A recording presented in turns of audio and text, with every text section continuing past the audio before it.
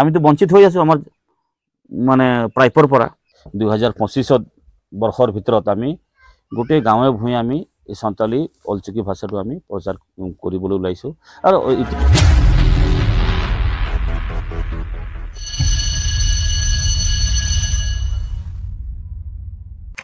নমস্কাৰ, মই বৰ্তমান উপস্থিত আছোঁ নগাঁও জিলাৰ জখলাবন্ধাৰ নিচেই কাষতে। জখলাবন্ধা নিচেই কাষতে বুলি ক'লে অলপ ভুল হ'ব।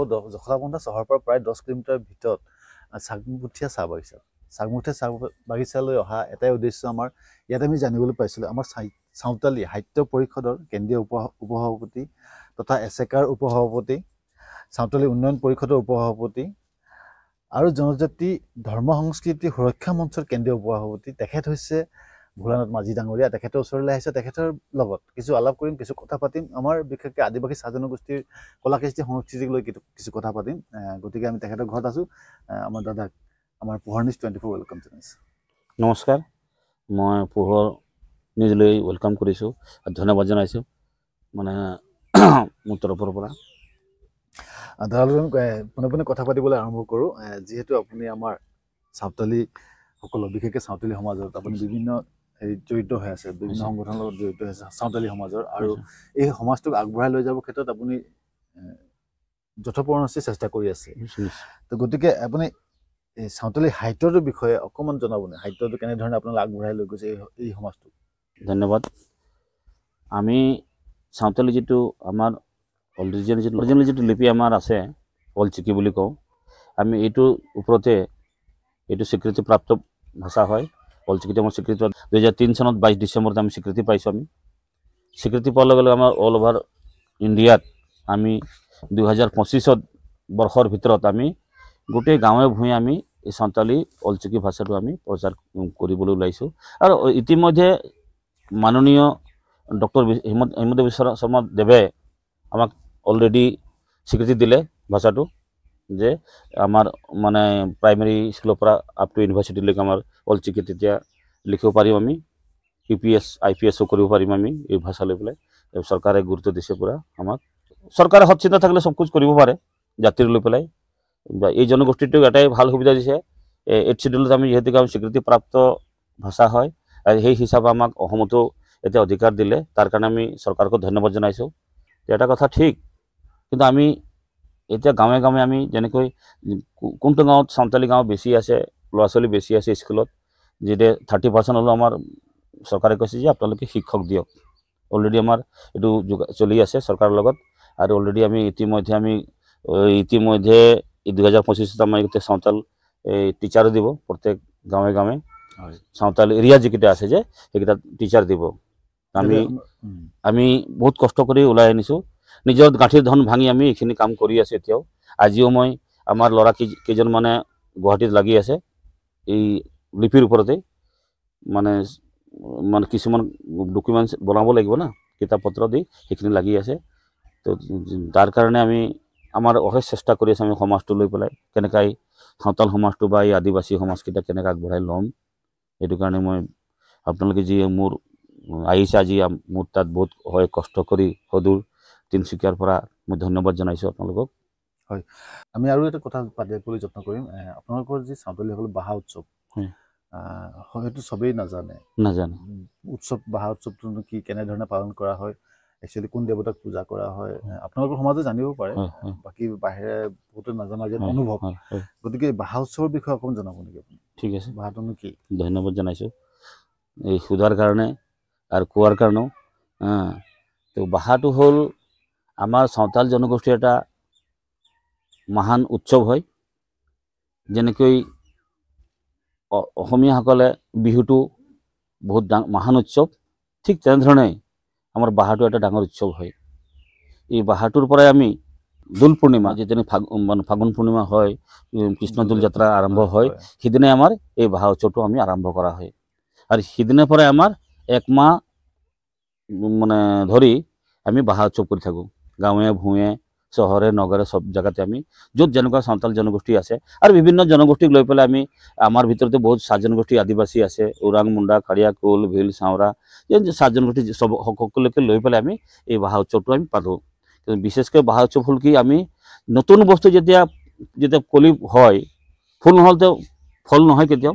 ঠিক তেনেধৰণে আমি তাত মাৰাংবুৰু বা জাহেৰ থান বনাওঁ, মাৰাংবুৰু থান বনাওঁ। মাৰাংবুৰু মানে শিৱই, মাৰাং মানে ডাঙৰ, বড়ো মানে পাহাৰ, যেনেকৈ ডাঙৰ পৰ্বত, ডাঙৰীয়া, তেখেতৰ আৰাধনা কৰোঁ। প্লাছ আকৌ জাহেৰ থান মা দুৰ্গাৰ, তেনেকৈ আমি সেই দেৱতাসকলক, বিভিন্ন দেৱতা অসমৰ দেৱতাসকলক লৈ পেলাই আমি এই আৰম্ভণি দিনৰ পৰা কৰোঁ।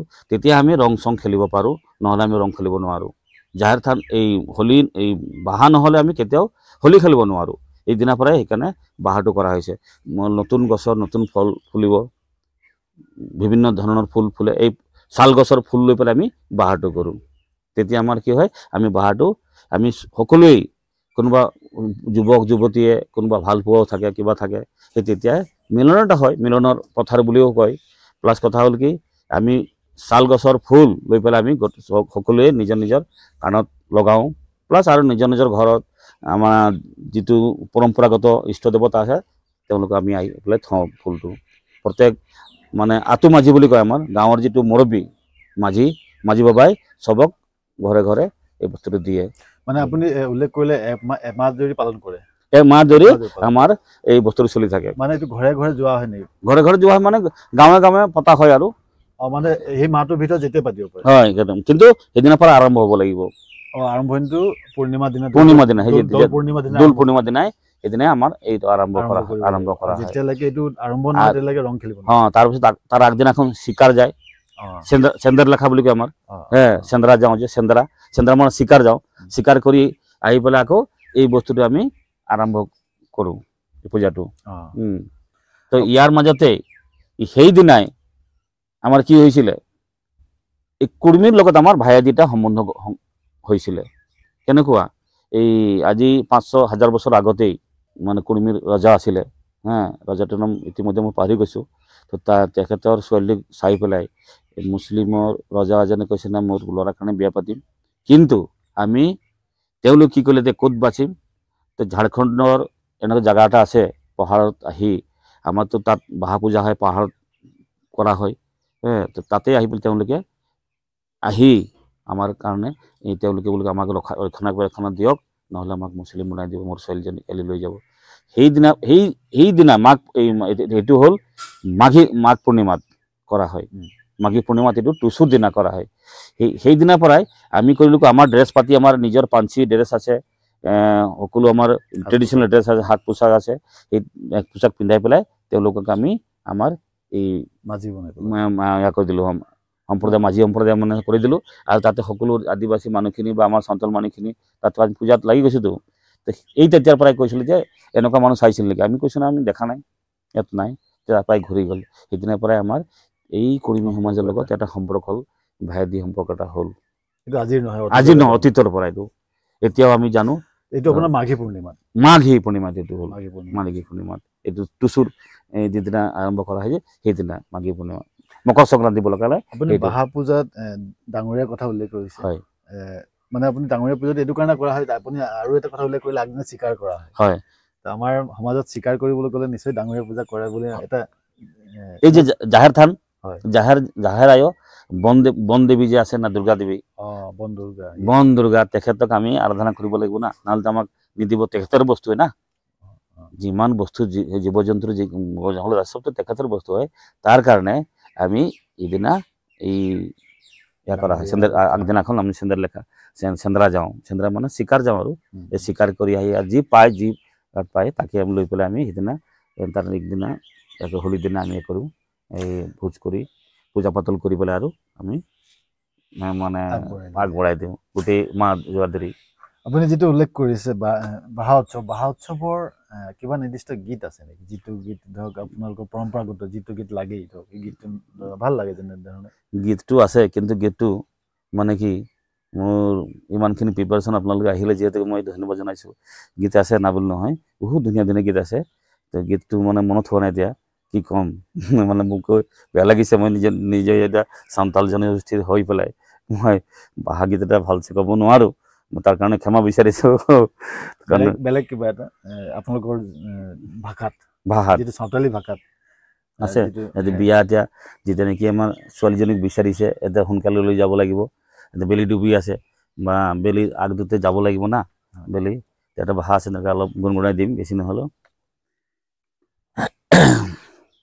বলে বাবাই যে কান্দিছে সমাজের আগে বলে মায়ে যে কান্দিছে ঘরে বসে ভাইয়ে যে লোবিল শিরদারে বড়দা বলে এ বাবা মাঝি বাবা বেলা বেলি গো বিদায়া পে বলে বেলা বেলি গো বিদায়া পে মানে এই গানটো কিয় গাওয়া হৈছে তেওঁলোকৰ পৰা বৰযাত্ৰী আহিছে আমি বিয়া বিহু হৈ গ'ল এতিয়া আমাক সোনকালে বিদায় দিয়ক বেলি আহি গৈছে যে আমি সোনকালে যাব লাগিব তো সমাজৰ মেইন হ'ল মাঝি বাবাটো তেখেতৰ পৰা আমি বিদায় ল'ব লাগিব তেখেতে হৰ্তাকৰ্তা যিমান ল'ৰা ছোৱালী জন্ম হ'ব মানে কি নতুন জন্ম হ'ব ছটি ছাটিয়াৰ যিমান কৰে সেই মাঝি বাবাই চব নিয়ম নীতি কৰে তো সেই বিয়া দিওঁতেও মাঝি বাবাই চব ইয়াৰ কৰিব লাগিব তাৰপৰা গৈ পেলাই মাঝি থানত আমি সেৱা কৰোঁ মাঝি থানত সেৱা কৰি পেলাই তেখেতসকলক আমি ছোৱালীটোক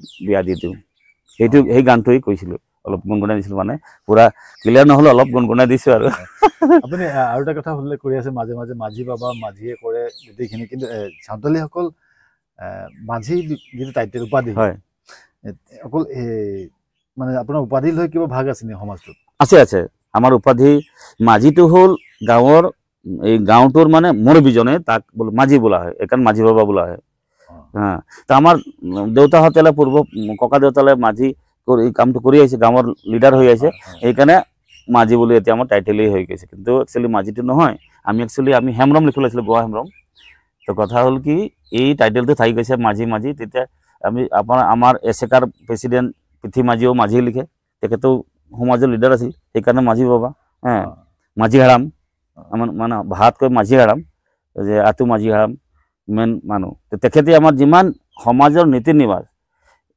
মানে ছটি হওক ছটি ছাটিয়াৰ ভোজ ভাণ্ডান শাদী বিয়া যিমান হয় তেখেতে চব কাম মানে আগবঢ়াই কৰিব লাগিব তেখেতৰ তলত আছে জগমাঝি পাৰাণিক আৰু নাইক হ'ল পূজাৰী নাইক হ'ল পূজাৰী তাৰপিছত ইফালে আছে দেশমাঝি পাৰগানা দেশমাঝিৰ ওপৰত হ'ল পাৰগানা এটা ডিষ্ট্ৰিক্টৰ যেন পাৰগানা থাকে তেখেতে মানে অল ইন অল আমাৰ আপোনালোক জানেই যে 24 পাৰগানা এৰ বৃহৎ এই জনগোষ্ঠীটো বৃহৎ এটা একদম এনেকুৱা সিস্টেম আছে যেনেকৈ পঞ্চায়ত মানে পুৰা মানে সেন্ট্ৰাল লেভেললৈকে ঠিক তেনেধৰণে আমাৰ এই সমাজটোৰ এটা এনেকুৱা নিয়ম আছে মানে মাঝি লৈ পেলাই মাঝিৰ লগত এসিস্টেন্ট অজগ মাঝি বুলি কওঁ পাৰাণিক গডেত নাইক তেখেতসকল আছে তেখেতৰ পৰা গৈ পেলাই একেবাৰে দেশ মাঝি চাকলাদাৰ তাৰপিছত আকৌ মানে পাৰগানা সিস্টেমেটিকেল আছে আমাৰ মানে এনেকুৱা তেনেধৰণে আমাৰ মানে গৈ থাকে বস্তুটো কিন্তু আপোনাৰ ঝুমৰ বিষয়ে কথা পাতো অকণমান ঝুমৰ প্ৰতি আপোনাৰ চিন্তাধাৰাটো কেনেধৰণে ঝুমৰটো আমি যিহেতুকে আমি ইয়াত আহিছোঁ অসমতে আহিছোঁ বিভিন্ন জনগোষ্ঠী একেলগত আছোঁ এতিয়া যিহেতুকে ইয়াত আছে এই মাঝি হওক সাঁওতালি হওক বা কুৰ্মী হওক নায়কে হওক তাঁতী হওক বিভিন্ন জনগোষ্ঠী আমি গোল ভিল চাওৰা ভূমি বিভিন্ন জনগোষ্ঠী আমি একেলগত হৈ থকাৰ কাৰণে আমি ঝুমৰটো আমি খুব আমাৰ প্ৰিয় হয় যিহেতুকে সকলো আমাৰ চাহ জনগোষ্ঠী আদিবাসীৰ ভিতৰত এটা প্ৰিয় বস্তু হয় আৰু এই ঝুমৰটো মই আগতে বহুত গান চানো গালোঁ ঢোল চলো বজালোঁ আমাৰ মোৰ প্ৰিয় বন্ধু আমাৰ উদম চৌৰিয়া দেৱ আছেই জাষ্ট মানে ছিনিয়ৰ ৱেলফেয়াৰ পইচা অলপ আগতে তেখেতে ৰিটায়াৰ হ'ল তেখেতে আমাক বহুতখিনি শিকাইছে প্লাছ মোৰ দেউতাও মানে এই বহুতখিনি শিকাই গৈছে এই বিষয় লৈ পেলাই তো তেখেতৰ লগত লগ পাই এই ঝুমৰ অলপ মানে গুণগুণাই দিছোঁ যিহেতুকে আমি বাগানত যিহেতুকে বৰ্তমান আছোঁ এতিয়া তো বাগানত লৈ পেলাই অলপ এটা গুণগুণাই দিম গান এটা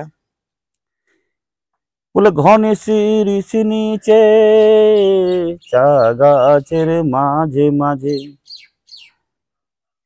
ঘনে শিরিষ নিচে চা গাছের মাঝে মাঝে ধূপকে বড়ক্ষণ ছায়া বিছে সারাক্ষণ মরম দিয়ে কি পাইলি তোর জীবনে হায় রে শিরিষ তোর কথা জানে কজনে ধূপকে বড়ক্ষণ ছায়া বিছে সারাক্ষণ মৰম দিয়ে কি পাইলি তোৰ জীৱনে আইৰে চিৰি তোৰ কথা জানে কজনে অলপ মানে গুণগুণাই দিছোঁ আৰু বিশেষকৈ আপুনি কি আহ্বান জনাব আপোনালোকৰ সমাজক যদি কিবা বিশেষ আপুনি মেছেজ দিব বিচাৰিব নেকি দিব পাৰে মই ইয়াৰ থ্ৰু দিয়েই বা এই পোৰ্টেল মানে পোহৰ নিউজৰ থ্ৰু দিয়েই মই মোৰ সমাজটোক এই সাঁওতাল সমাজটোক